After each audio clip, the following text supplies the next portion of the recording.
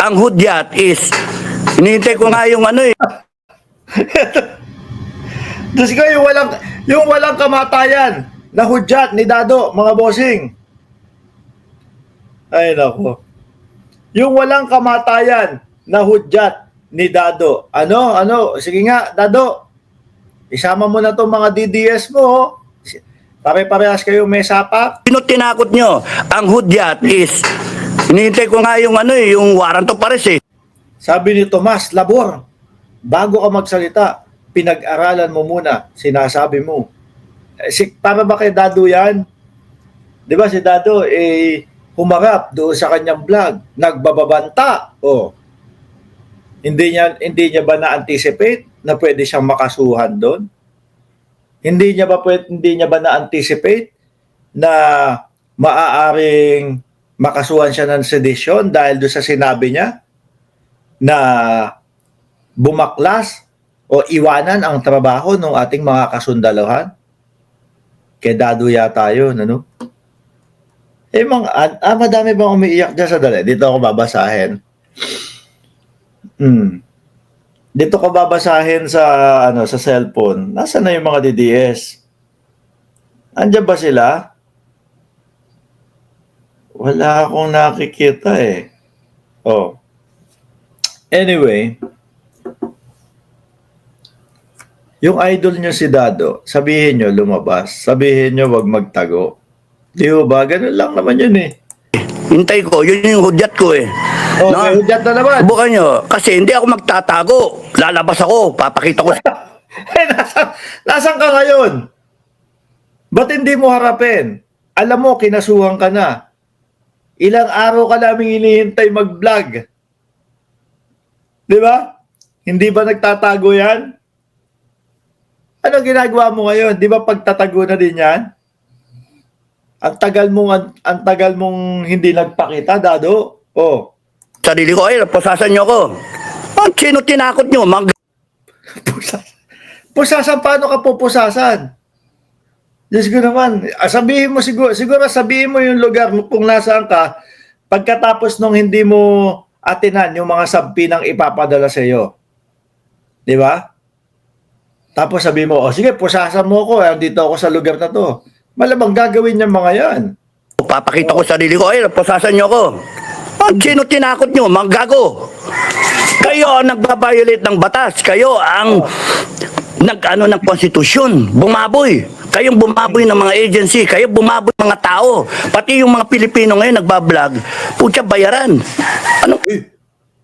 Ayan, napagbintangan na naman bayaran po, mga bossing. May naisip na namang bayaran na naman si Dado. Kasi sinira ninyo yung moral fiber ng taong bayan. And now we have a hard job to correct that. Nahihirapan sila daw. Kasi nga daw tayo daw, mga kababayan, binaboy daw ng mga vlogger yung konstitusyon, etc. At kung ano-ano daw po na kasinungalingan yung mga sinasabi ng mga vlogger na kagaya natin. Balita ako dun sa Congress, puro vlogger nung mga Duterte yung ipapatawag. Dahil nga sinasabi, sinisira daw po yung Quadcom. Well, nakikita naman ho natin yon, mga bossing, di ba? Doon po sa mga vlog nila. Puros po paninira, puros walang katotohanan yung mga ibinabalita. Diyan sila, yan, kasama sila, Dado. Di ba?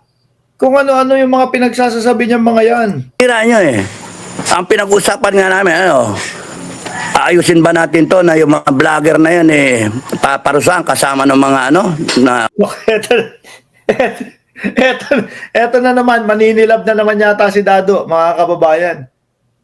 Akala mo, talaga, no? Diyos Ama. Isasama ba natin yung mga vlogger, paparusahan? Dado, kahit ilang beses nyo sabi, paparusahan, sisilaban. Pagbabayarin habang buhay, walang natatakot sa inyo. Paulit-ulit, sino tatakutin nyo? Si Mima Alicia. Si Mima Alicia, ayun, nauna na, kinasuhan ka. O tayo, magtago-ampong muna tayo. Una, ang gawin nyo, hanapin nyo ako dito sa Estados Unidos kung saan nyo ako makikita. Total, sa inyo naman nang galing yung banta. Di ba? Kapag ka naman nagawi tayo ng Pilipinas, moro-moro ang magiging labanan. Kung hahagilapin nyo ako, kahit papaano, meron namang hindi, sabi, kahit papaano, meron naman kaming sasabay sa inyo. Umuulan ho kasi meron kasi snowstorm sa labas. Pinagmamasdan ko, nakikita ko yung snow. Kanina, parang bulak na gumaganon, tapos biglang lalakas, biglang babagsak. Yun. Doon ako napapatingin no? Eto, tuloy pa ho. Conspiring to commit plunder kasi tumatanggapin pera, no? O whatever. So, mag-iikot ang gulong. Kaya sinasabi ko sa inyo, mga vlogger na bayaran, mga to. Ano na naman yun? Panay ka pagbabanta ka, panay pananakot, tondo. No? Bulihan. Pag natakot, takot. Alam, gano'n, Dado. Roll. Screenshot lang ngayon ang nangyayari. Pero pagdating ng malapit na. Hoy, malapit takdang na. araw, malapit na. Malapit na daw ho silang kunin ni Lord, mga kababayan. Nasa mga 80 na daw po ang edad nilang lahat malapit nang kunin ni Lord. Kayo ay sasamain. Kaya magbagong buhay kayo. Mga Pilipinong halang ang bituka, mga Pilipinong walang kakwenta-kwenta.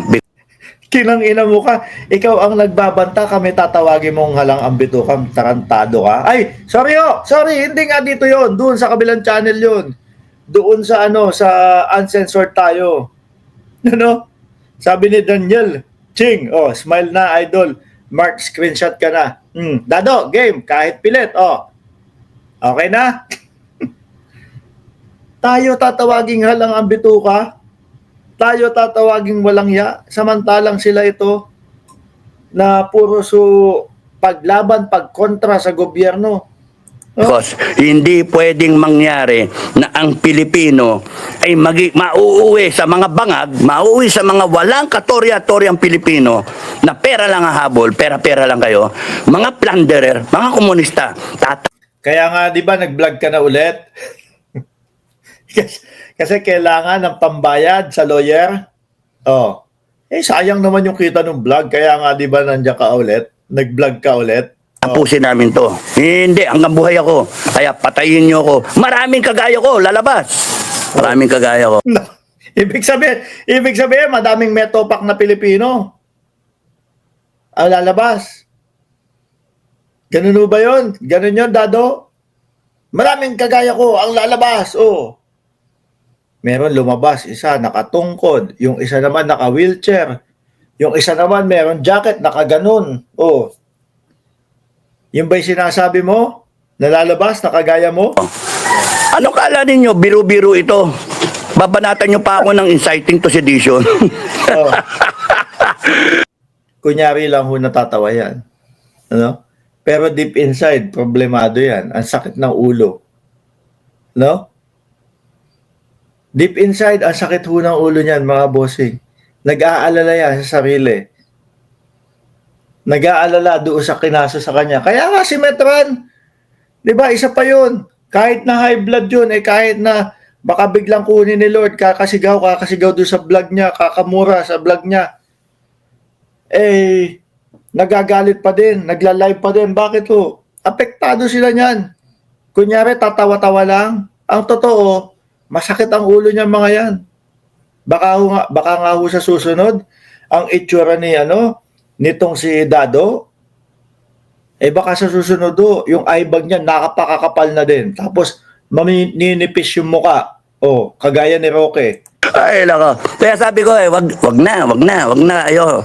Tapos sabi, hindi, serious kami. Para para makalabang ka. Hindi, ang laban nito, wala na. Tuloy-tuloy ito na tatapusin to. Kasi yung problema, pag ako, nakisakay ako sa sa gusto nyo sistema, bakit ko re-respetuhin yan, yung batas na yan, kung kayo mismo binaboy nyo? Mabigat, mabigat yung mga pinagsasasabi ni Dado. No? Ang tanong ho, may makuha kayang lawyer si Dado? May pumatos kaya doon sa kaso ni Dado? Di ba, Ma'am Vivian Pransam, sabi ni Luis, Austria, mamatay ka ulit, Dadong baliw.